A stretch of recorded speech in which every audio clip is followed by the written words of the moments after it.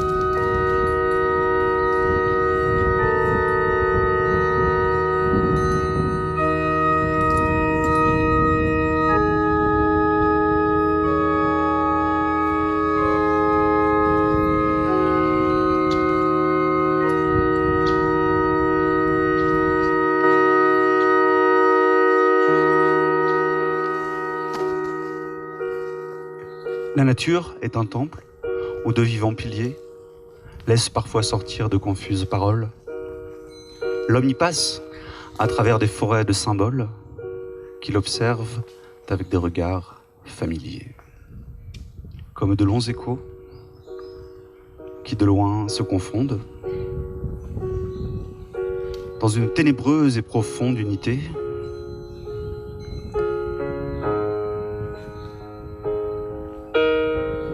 Vaste comme la nuit et la clarté, les parfums, les couleurs et les sons se répondent. Il est des parfums frais comme des chairs d'enfants, doux comme les hautbois, verts comme les prairies, et d'autres corrompus, riches et triomphants, ayant l'expansion des choses infinies, comme l'ambre, le musc, le benjoin et l'encens.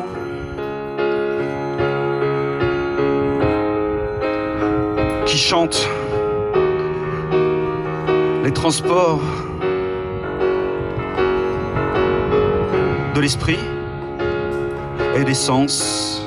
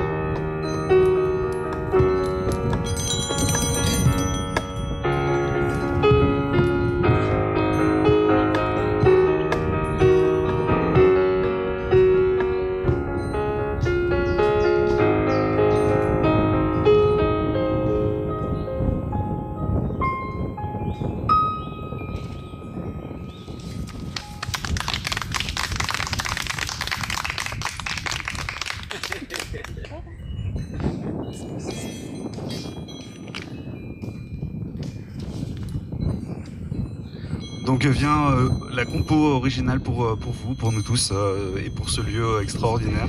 Donc ça s'appelle le plateau des Cuillères, voilà, c'est pour vous.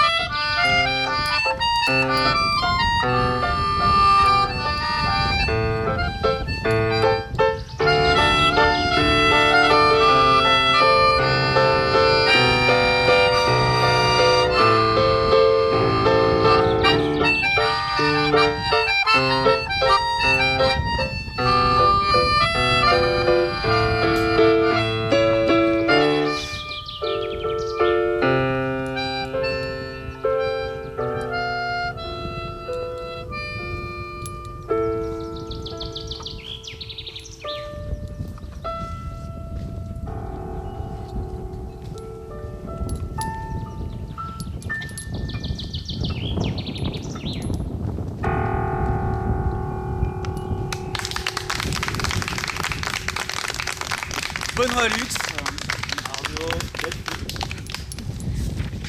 et qui à présent va vous réciter un poème qu'on a un petit peu trafiqué, il faut le dire.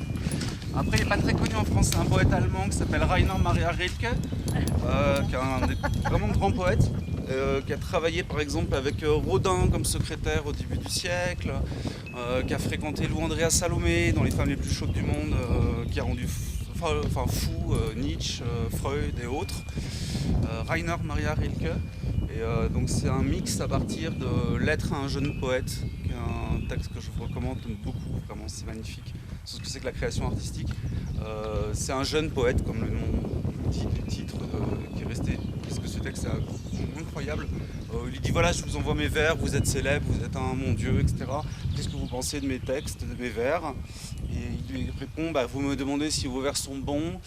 C'est pas, je vous laisserai découvrir le reste, mais c'est pas à moi de porter un jugement critique. En revanche, ça doit être un besoin vital, mais encore plus que manger du pain et boire de l'eau, la création artistique.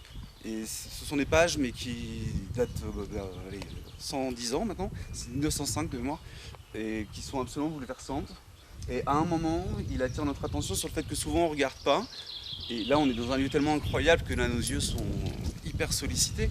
Et ce sur quoi on a voulu mettre l'accent avec Benoît, c'est justement ce secret des moindres des choses. Vous allez voir, on l'a intitulé comme ça. Le secret des moindres choses.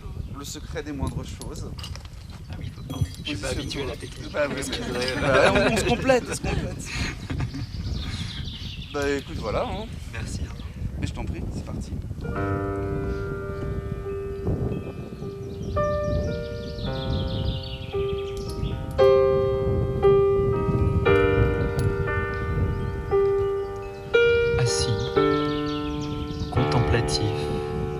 Le promeneur solitaire peut se rappeler que chez les animaux et les plantes, toute beauté est une forme stable d'amour durable et de désir. Il peut se rappeler que chez les animaux et les plantes, toute beauté est une forme stable d'amour durable et de désir.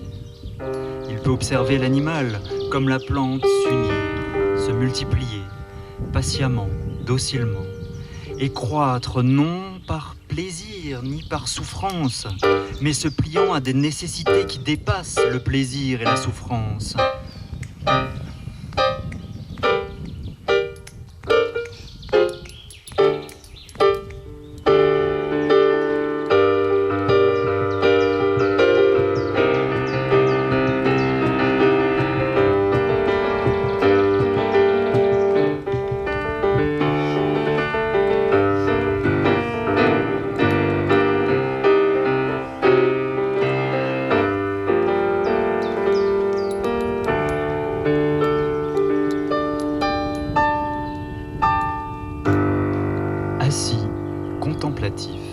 Le promeneur solitaire peut se rappeler que chez les animaux et les plantes, toute beauté est une forme stable d'amour durable et de désir. Il peut se rappeler que chez les animaux et les plantes, toute beauté est une forme stable d'amour durable et de désir. Puisse l'homme ressentir avec plus d'humilité ce secret dont la terre est pleine, jusque dans les moindres choses. Puisse l'homme ressentir avec plus d'humilité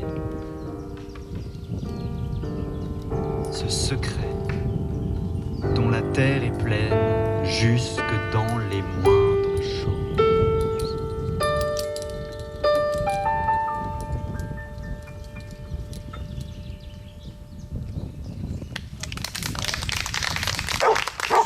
Ah bah voilà, il est content.